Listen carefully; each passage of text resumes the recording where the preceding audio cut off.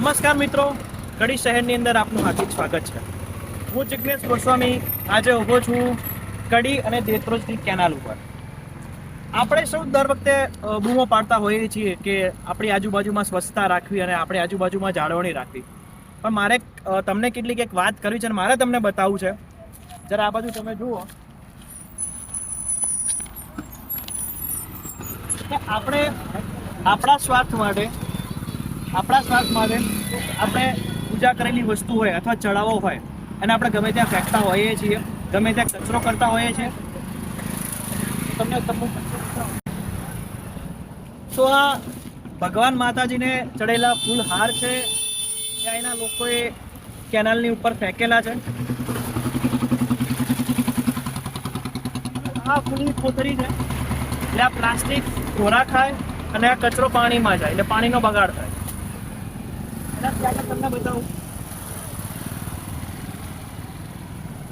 ફરીથી અહીંયા તો કે શ્રીફળ અને નાળિયેર જે છે અહીંયા નાખેલા છે। ફરીથી અહીંયા પૂજાનો સામાન છે। તમને આગળ પણ બતાવું છું કે આગળ કેટલો કચરાનો ઢગલો કરેલો છે। એમ આવી જ રીતે કેનાલની આ બાજુ તમે આવો તો તમે જોઈ શકો છો કે મંદિર, ભગવાન માતાજીના ફોટા, આ એ જ ભગવાન માતાજી છે કે જેને આપણે અમુક દિવસો પૂરતા આપણા ઘરમાં પૂજીએ છીએ।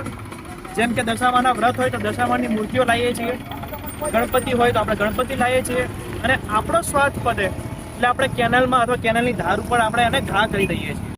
તો એવી જ રીતે તમને બીજા રોડ ઉપર લાવ્યો છું।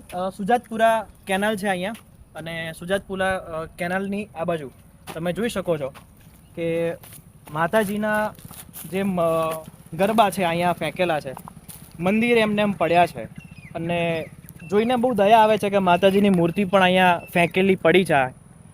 એવી રીતે ચડાયેલા હાર છે, ફૂલ છે, ફોટા છે, તો કેટલાક લોકોના પગમાં આવે છે। અહીંયા ઢોરાઓ ખાય છે, કૂતરાઓ જે છે અહીંયા બગાડ કરે છે। તો આપણી આસ્થાનો વિષય એ છે, આસ્થા હોવી જરૂરી છે, પણ આસ્થાની સાથે સાથે જે ભગવાન માતાજીને આપણે ઘરમાં લાવીએ છીએ તો એમને સરળતાથી અને સારી રીતે એમનું કેવી રીતે આપણે જેમ આપણે પધરાવતા હોઈએ છીએ પાણીની અંદર, કે પછી આપણે નિકાસ શબ્દો તો ના વાપરી શકાય, પરંતુ આપણો સ્વાર્થ પત્યા પછી પણ એમને યોગ્ય રીતે કેવી જગ્યાએ મૂકવા જે કડી શહેરને નુકસાન ના થાય, બાજુમાં કેનાલ છે એને પણ નુકસાન ન થાય, આજુબાજુમાં જે લોકો અવર જવર કરે છે એને પણ નુકસાન ના થાય, તેનું ખાસ ધ્યાન રાખવું।